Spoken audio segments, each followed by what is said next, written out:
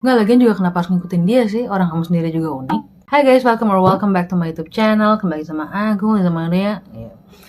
Intro barusan agak nyebelin banget, langsung to the point. Tapi maaf banget, nggak bermaksud. Tapi bermaksud. Oke. Oke, di video ini aku mau ngebahas tentang keunikan. Uniqueness. By the way guys, ini jangan pada salah fokus ya. Ini tuh ada kayak goresan gitu tuh. Karena dari kursi, sebenarnya gue lagi muterin kursinya gitu. Tapi cukup dia aja yang tergores, oke? Jangan kita yang tergores hatinya. 100% original. Zaman sekarang, di zaman ini, di era ini, kayaknya agak susah ya. Ya mungkin ada, tapi nggak 100% sama. Berarti nggak original dong, guys, gimana sih? Ya intinya nggak ada. Tapi menurut kamu masih ada nggak sih sebenarnya apapun itu yang original? Masih ada nggak sih sebenarnya 100% original? Ada nggak? Menurut gue sih ada kok. Yaitu apa? Kamu sendiri, aku sendiri, kita semua masing-masing 100% original. Kita bahas. Sadar gak sih kita tuh manusia kadang suka tanpa sadar mengucapkan atau mengungkapkan ke diri kita sendiri, aduh dia tuh inspiratif banget deh, gue mau banget kayak dia. Ya gak apa-apa banget sih sebenarnya, cuman garis bawahi atau resapin lagi ibaratnya kata-kata tadi, dia itu tuh inspiratif banget. Garis bawahi inspiratif, gue ulangin lagi ya, inspiratif. Yang artinya tuh apa? Orang itu udah berhasil banget nih untuk menginspirasi kamu. Dan akhirnya kamu jadi terinspirasi dari dia. Dan akhirnya kamu mendapat inspirasi dari dia. Cukup sampai situ. Terus ingat gak sama ungkapan selanjutnya tuh? Gue mau kayak dia deh. Aduh, gue pengen kayak dia deh. Nah, itu yang kadang udah mulai rancu tuh. Guys, kita tuh kadang gak apa-apa banget untuk terinspirasi dari orang, untuk kayak, aduh, adore gitu ya. Misalnya gue pengen banget deh kayak dia. Aduh, hidupnya enak banget, gue pengen seperti dia gitu. Kepengen kayak dia deh inti itu normal. Cuman yang udah salah itu menurut gue adalah ketika kalau statement yang kita ungkapkan tuh atau bener-bener kita masukin ke diri kita sendiri bahwa kita tuh pengen bener-bener kayak dia, pengen bener-bener seperti dia, pengen bener-bener menjadi dia. Oke, let's take an example. Kita ambil contoh langsung. Misalnya ini tentang dunia konten perkontenan ya. Apalagi konten zaman sekarang juga udah sangat-sangat udah umum ya, maksudnya udah bukan hal yang cringe like, walaupun kadang masih ada orang yang menganggap kita bikin konten itu cringe, tapi dimin aja, sangat udah normal lah apapun orang bikin konten zaman sekarang. Kalian tuh pasti sering banget atau udah pernah dengar dengan kata-kata atau statement lihat, tiru, modifikasi. Itu maksudnya gimana sih? Itu tuh adalah pesan dari para content creator yang udah berjalan kontennya, yang udah grow gitu kontennya, kepada orang-orang yang baru mau mulai untuk menjadi content creator. Maksudnya apa sih? Maksudnya tuh gini, ketika kita melihat konten seseorang dan kita terinspirasi, ih gue suka banget nih konten seperti ini, atau ih gue suka banget nih konten di bagian niche seperti ini, gue pengen bikin konten kayak dia juga atau gue pengen bikin konten kayak gini juga intinya kayak gitu. Sangat nggak apa-apa itu, dan nggak ada yang larang juga untuk kamu bikin konten apapun ibaratnya. Tapi sangat disarankan untuk kita lihat nih, kamu lihat nih kontennya orang ini, si orang A ini, konten creator A ini, dia bikin konten tentang niche ini. Oke, dia ngebahas tentang topik ini. Gue juga kepengen bikin konten ngebahas topik ini.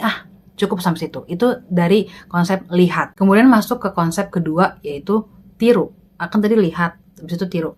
Nah, kamu masuk ke konsep tiru. Tiru tuh maksudnya intinya kamu tiru secara garis besarnya aja dengan konten yang kamu terinspirasi tadi itu. Oke, masuk ya. Yang ketiga, kamu masuk ke konsep modifikasi. Lihat, tiru, modifikasi. Nah, maksudnya di bagian modifikasi itu apa? Ya kamu pakai modifikasi dengan caranya kamu sendiri, dengan taktiknya kamu sendiri, dengan konsepnya kamu sendiri. Untuk bikin konten yang seperti itu, untuk di konten niche itu. Nah, justru itu dia. Di bagian step ketiga itu, yang bagian modifikasi itu, kadang orang suka lupa. Padahal itu bagian hal yang paling unik. Jangan justru kita plek-ketiplek, berbejiplak banget konten kita itu menjadi seperti kontennya dia. Terus bagian modifikasinya itu apa dong? Oh banyak, misalnya contohnya nih, kamu modifikasi secara poin-poin pentingnya yang kamu angkat. Misalnya, si konten creator yang menginspirasi kamu tadi itu, di kontennya dia itu dia membahas topik itu hanya sebatas dari misalnya dari A, B, C. Ternyata kamu mempunyai wawasan yang lebih luas tentang topik itu nih misalnya, atau kamu lebih mempunyai apa ya, background atau skill atau apapun yang bisa lebih, wah gue bisa ngebahas ini lebih lagi nih ibaratnya gitu. Jadi mungkin kamu bisa ngebahas bukan A, B, C doang, tapi kamu bisa ngebahas dari topik A, B, C, D, E mungkin. Jadi lebih panjang lagi atau lebih luas lagi. Contohnya itu. Terus misalnya dengan modifikasi cara penyampaian yang kamu di konten kamu itu. Misalnya si content creator ini nih cara penyampaiannya tuh dia bijak banget atau apa segala macam. Tapi kamu modif dengan karakternya kamu mungkin. Kalau kamu itu tuh heboh atau kamu penuh dengan kayak random actionnya kamu, nggak tau lah, kamu yang tahu diri kamu sendiri. Terus misalnya apalagi modifikasi secara editingnya kamu, misalnya skill editing kamu tuh lebih fun, atau misalnya skill editing kamu tuh kamu masukin editingnya tuh atau lebih dramatis, atau lebih terserah, atau lebih elegan gitu, atau lebih minimalis mungkin gitu. Intinya kamu sendiri yang tahu. Atau cara modifikasi dengan karakter kamu, itu yang paling mudah menurut gue. Karakter di konten yang kamu bahas itu, kamu masukkan karakter diri kamu. Intinya kamu be yourself intinya. Misalnya nih, konten creator yang si A itu, dia itu sangat-sangat penyampaiannya bener-bener misalnya tentang bener-bener guru gitu. Misalnya ya, ini gue gak tahu nih topik niche-nya apa. Bener-bener kayak seperti dia tuh guru gitu.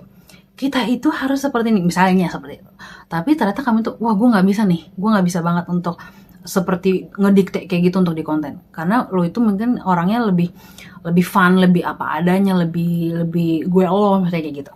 Ya udah, kamu akhirnya mau ngebahas topiknya tuh sebenarnya sama intinya, tapi kamu modif dengan karakter kamu yang seperti easy going gitu.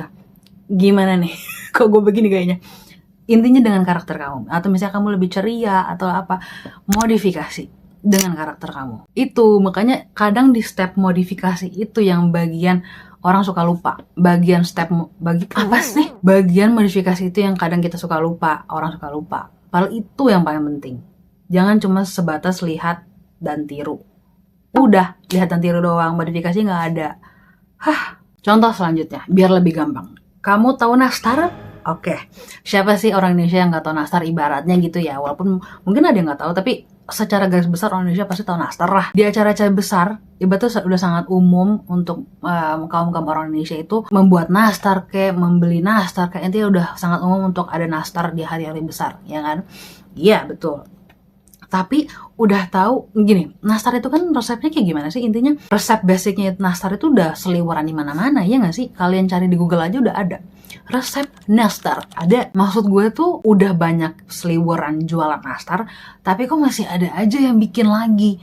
Kok masih ada aja yang newcomer business owner gitu. Itu dia maksud aku. Mereka ini penjual-penjual kue kering nastar, mereka itu tuh mengaplikasikan konsep lihat, tiru, modifikasi. Mereka tuh lihat nih, terinspirasi misalnya dari penjual nastar yang misalnya udah booming banget gitu ya, udah terkenal banget, siapa sih yang nggak tahu merek ini misalnya gitu, enak banget kalau nastar mereka misalnya gitu. Akhirnya mereka lihat nih, gue mau bikin juga, bikin nastar juga gitu kan. Mereka lihat resep-resep nastar atau resep basic nastarnya di Google misalnya gitu. Mereka tiru dong, karena kan mereka mau jual nastar, mereka tiru si nastar itu. Oke, mereka bikin segala macam, tapi mereka memasukkan konsep modifikasi. Apa tuh contohnya? Ada 3 orang penjual nastar. Orang 1, 2, 3. Penjual nastar yang pertama, dia itu tuh entah gimana, tapi dikenal banget rasa nastarnya kok unik ya. Ada, maksudnya basic nastarnya ada, tapi kok kayak ada yang pembeda gitu. Kita nggak tahu, dia masukin bumbu rahasianya. Ibaratnya halal ya. Enak banget, so far belum ada yang bisa tiru nih, ibaratnya gitu. Rasa nastar sih ini, cuman kok beda, ada rasa bedanya, intinya gitulah. Dapurnya doang nih yang tahu resep dia tuh ada penambah apa lagi sih yang bikin sampai jadi enak banget gitu. Itu penjual nastar pertama. Yang kedua, penjual nastar kedua, jual nastar juga layaknya rasa nastar ibaratnya gitu, tapi dia itu memodifikasi di bagian packaging. Ibaratnya si penjual nastar yang kedua ini tuh tokonya tuh udah sangat dikenal kalau lo mau beli nastar tapi mau buat hampers atau mau buat kado atau buat ngasih ke orang, pakai sama dia aja. Karena dia tuh kalau jual nastar tuh niat banget hampersnya, packagingnya tuh niat banget. Dia dikenal dengan modifikasi si hampersnya, si packagingnya itu. Penjual nastar ketiga, dia itu bikin nastar juga. Tetapi kita kan tahu nastar rata-rata bulat. Dia tidak. Dia memodifikasi, di bagian tahapan modifikasi itu adalah dia mau bentuk yang lain. Nastarnya dia itu dikenal unik karena bentuknya itu trapesium. Agak ribet ya, cuman ya udahlah, haknya si owner dia lah, ownernya aja gitu. Intinya nastarnya itu dikenal karena bentuknya kocak, lucu gitu kan. Rasa sih enak, rasa sih nastar, tapi bentuknya beda sendiri, belum ada yang bisa meniru dia misalnya gitu. Atau nastarnya bentuk dinosaurus. Aduh, susah banget lagi. Fokus Lisa, fokus. Intinya kayak gitu. Lihat, tiru, modifikasi. Paham sampai sini? Izin. Oke, mulai nanggap gak nih dengan kedua contoh barusan yang aku kasih ke kalian? Mereka tuh sama-sama bikin konten kok, tentang topik yang sama kok. Cuman mereka kemas dengan cara yang berbeda. Terus kedua, mereka itu sama-sama jualan nastar kok. Mereka sama-sama makanannya tuh nastar kok. Cuman mereka memiliki cara jual yang berbeda dan trik yang berbeda. Mereka menonjolkan khasnya mereka masing-masing. Mereka memiliki keunikannya masing-masing. Everyone have their own uniqueness. Tadi kan kita ngebahas tentang si penjual nastar dan si content creator. Tapi itu tuh juga berlaku dengan manusia, kita sendiri. Apanya? Keunikan kamu, keunikan aku, keunikan kita masing-masing. We all have our specialty. Kita semua tuh unik.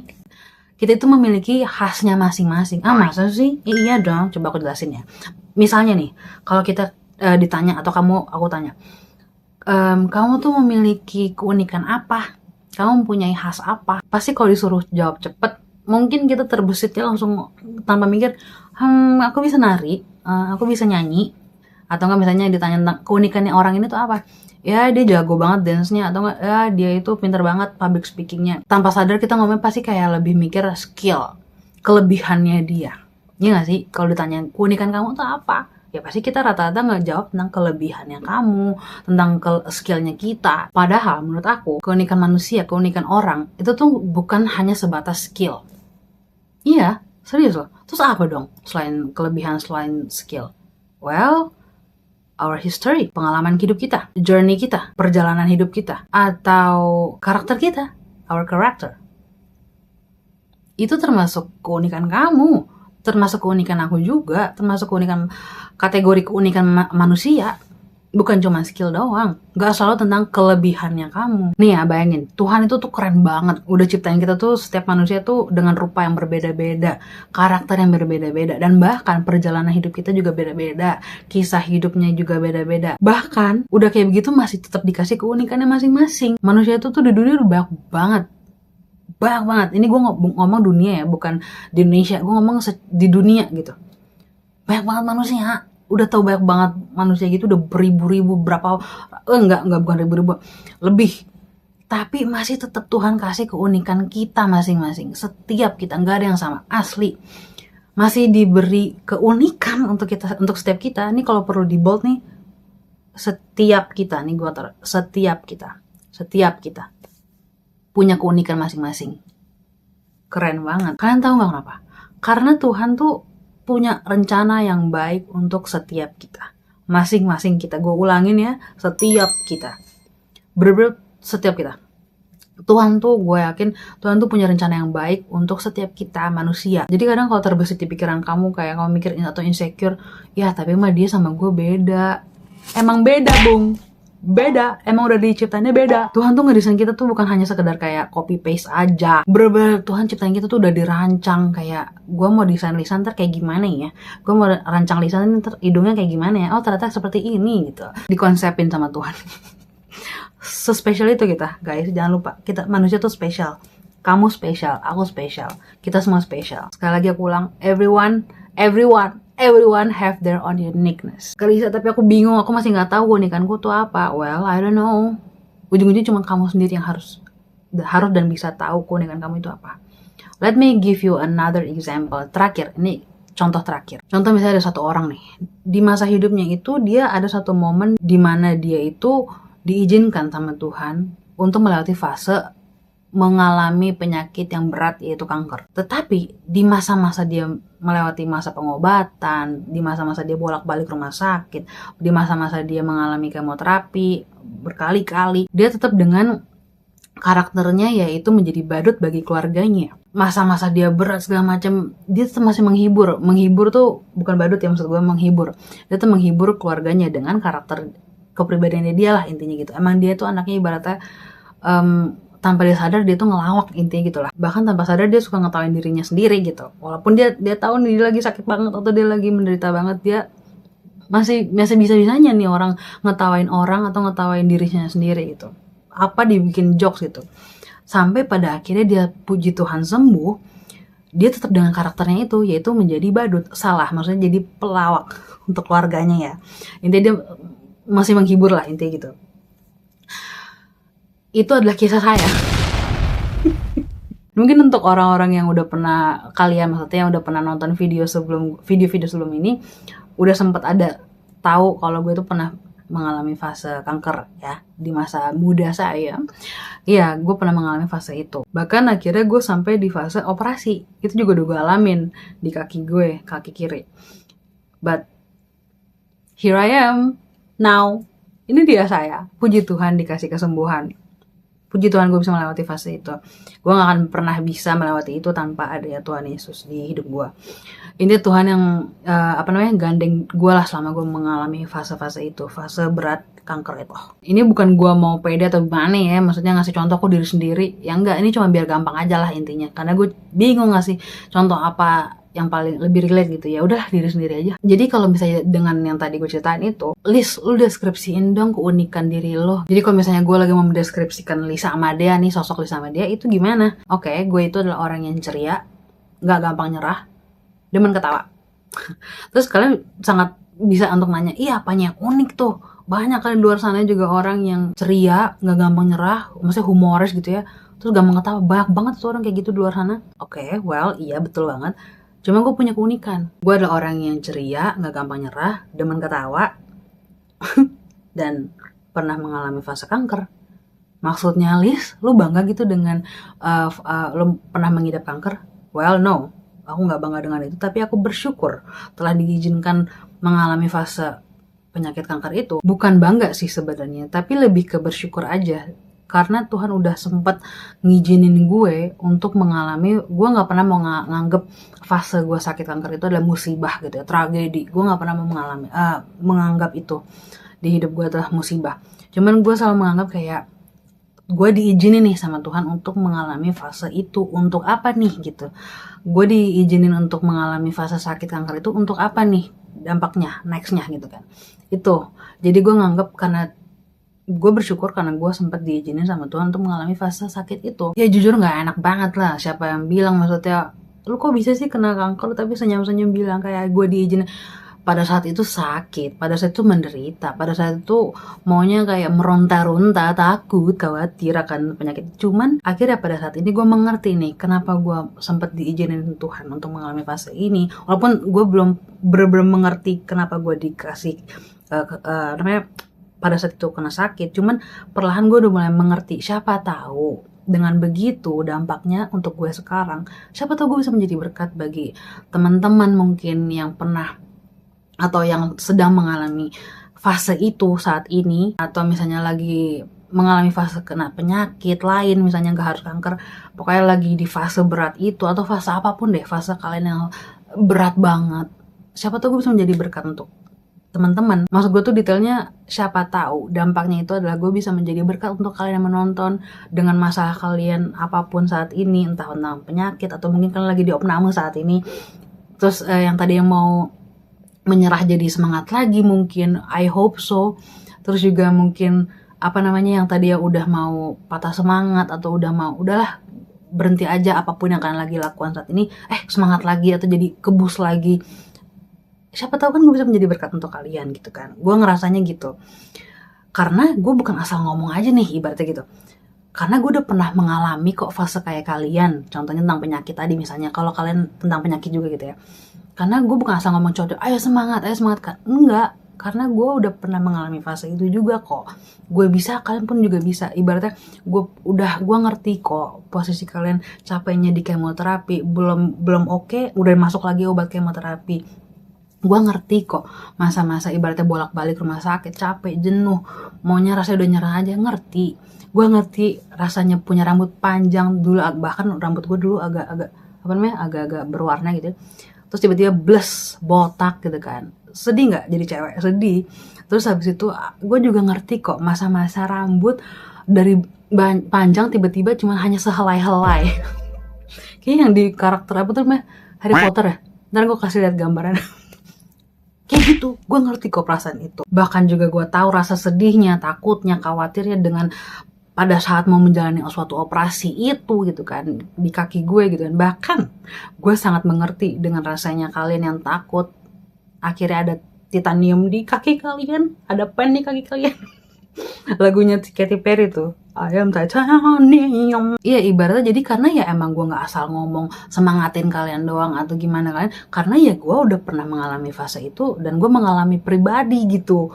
Jadi I've been there, done that gitu. Jadi ayo semangat guys. Dan itu maksud gue tadi, mungkin Tuhan itu menaruh keunikan di dalam diri gue itu adalah dalam kisah hidup gue, history gue, which is pada saat kena kanker itu. Kalau singkatnya nih ya, ibaratnya nih ya, salah satu keunikan yang udah Tuhan kasih ke hidup gue itu adalah ya Lisa dengan si pengalaman itu, Lisa dengan si history itu, my history, which is ya kisah itu tadi, kanker itu. Dan aku nggak tahu di kedepannya, di berapa tahun lagi untuk hidup aku pribadi, keunikan apa lagi nih yang Tuhan kasih ke aku, ke diri aku. Experience ya Tuhan tentang penyakit amin. Apalagi nih yang Tuhan bakal kasih keunikan ke diri aku atau perjalanan hidup aku. I don't know. Di sini tuh barusan aku ngasih tahu salah satu contoh keunikan seseorang itu tuh bisa loh dari kisah hidupnya, bukan hanya dari skillnya aja, bukan hanya dari kelebihannya aja, tapi bisa loh dari kisah hidupnya dia atau perjalanan hidupnya dia. Itu udah termasuk keunikan menurut aku. Nah, pengalaman setiap orang itu kan beda-beda ya.